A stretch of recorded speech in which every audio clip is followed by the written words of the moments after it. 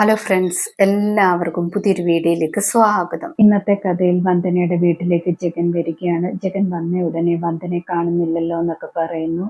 ഹരിത അപ്പോൾ ജഗന്റെ അടുത്തേക്ക് വരുന്നുണ്ട്. ഹരിത പറയുന്നുണ്ട്, ഏട്ടനെ ഞാൻ വെയിറ്റ് ചെയ്യുകയായിരുന്നു എന്നൊക്കെ.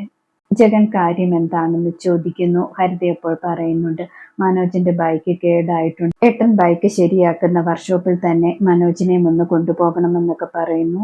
ഈ സമയത്ത് ഞാൻ ട്രാവൽ ചെയ്യേണ്ടതല്ലേ, സേഫ് ആയിട്ടല്ലേ പോകേണ്ടതെന്നൊക്കെ പറയുന്നു.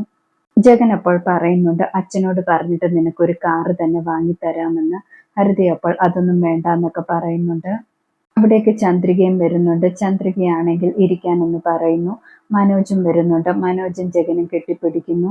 ദിയമോൾ അവിടേക്ക് വന്നിട്ട് മുഖം വീർപ്പിച്ചിരിക്കുകയാണ്. അത് കണ്ടിട്ട് എന്തു പറ്റിയെന്ന് ജഗൻ ചോദിക്കുന്നുണ്ട്. ചന്ദ്രിക അപ്പോൾ പറയുന്നുണ്ട്, മോൾക്ക് ബോറടിക്കുകയാണെന്നൊക്കെ. വന്ദനയും അവിടേക്ക് വരുന്നുണ്ട്. ദിയമോൾ അപ്പോൾ പറയുന്നുണ്ട്, എനിക്കിവിടെ ബോറടിക്കുകയാണ്, ആരും എൻ്റെ കൂടെ കളിക്കുന്നുമില്ല, എന്നെ പുറത്തും കൊണ്ടുപോകുന്നില്ല എന്നൊക്കെ പറയുന്നു.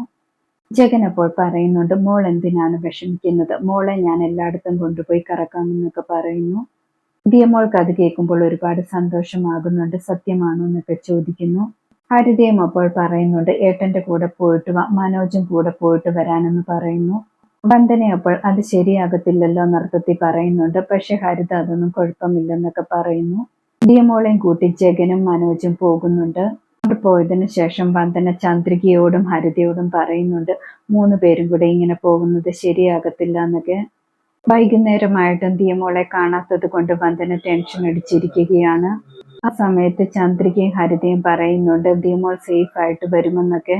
വന്ദന പക്ഷെ സമ്മതിക്കുന്നില്ല. 3 പേരും ഒരുമിച്ച് വണ്ടിയിൽ പോയതല്ലേ എന്നൊക്കെ പറഞ്ഞുകൊണ്ടിരിക്കുകയാണ്. പെട്ടെന്ന് വീട്ടിലേക്ക് ഒരു ഓട്ടോ വരുന്നുണ്ട്. ഓട്ടോയിൽ നിന്നും ജഗൻ ഇറങ്ങുന്നുണ്ട്. ശേഷം ദിയമോളെ എടുത്തുകൊണ്ടാണ് ഇറങ്ങുന്നത്.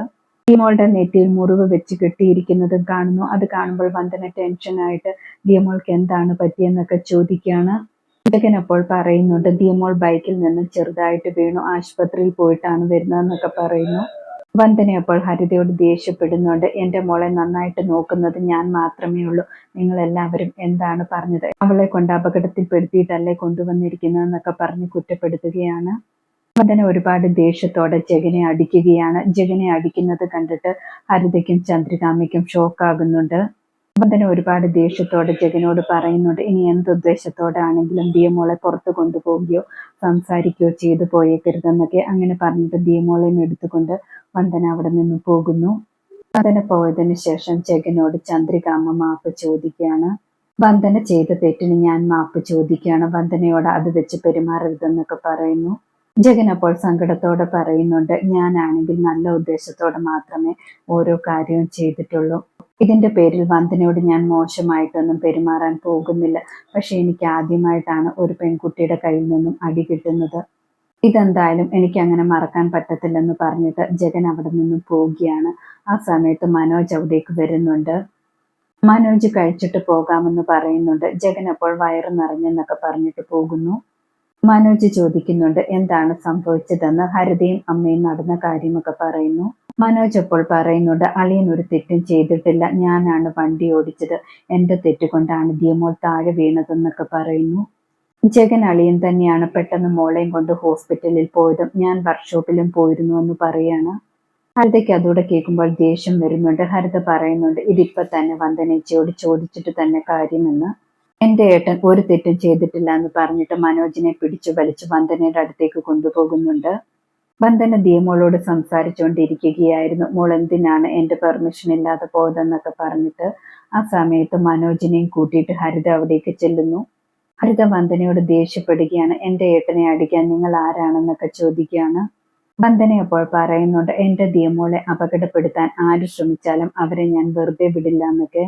ഹരിത അപ്പോൾ പറയുന്നുണ്ട്, ഇത്രയും അഹങ്കാരിയായ ഒരു സ്ത്രീയെ ഞാൻ കണ്ടിട്ടില്ലെന്നൊക്കെ. എൻ്റെ ഏട്ടനല്ല തെറ്റ് ചെയ്തത്, എന്താ നടന്നതെന്ന് മനോജിനോട് ചോദിക്കാനെന്ന് പറയുന്നു. മനോജ് അപ്പോൾ പറയുന്നുണ്ട്, മനോജിന്റെ മിസ്റ്റേക്ക് കൊണ്ടാണ് ദിയമോൾ വീണതെന്നും ജഗനാണ് ആശുപത്രിയിൽ കൊണ്ടുപോയതെന്നൊക്കെ പറയുന്നു. മനോജ് പറയുന്നത് കേട്ടിട്ട് വന്ദനയ്ക്ക് ഷോക്കാകുന്നു. ഹരിത അപ്പോൾ പറയുന്നുണ്ട്, എൻ്റെ ഏട്ടൻ ഒരു തെറ്റും ചെയ്തിട്ടില്ല, എന്നിട്ടാണ് നിങ്ങൾ അടിച്ചത്. മനോജാണ് തെറ്റ് ചെയ്തത്, നിങ്ങൾ നിങ്ങളുടെ സഹോദരനെ അടിക്കുമോ എന്നൊക്കെ ചോദിക്കുന്നു. അങ്ങനെയെങ്കിൽ ഇപ്പൊ തന്നെ അടിക്കാനെന്നൊക്കെ പറയാണ്. ഹരിത പറയുന്നത് കേട്ടിട്ട് വന്ദന ഒന്നും മിണ്ടാതെ നിൽക്കുകയാണ്. ഇതോടെ ഇന്നത്തെ കഥ അവസാനിക്കുന്നു. പുതിയൊരു കഥയുമായി വീണ്ടും കാണാം. Thank you.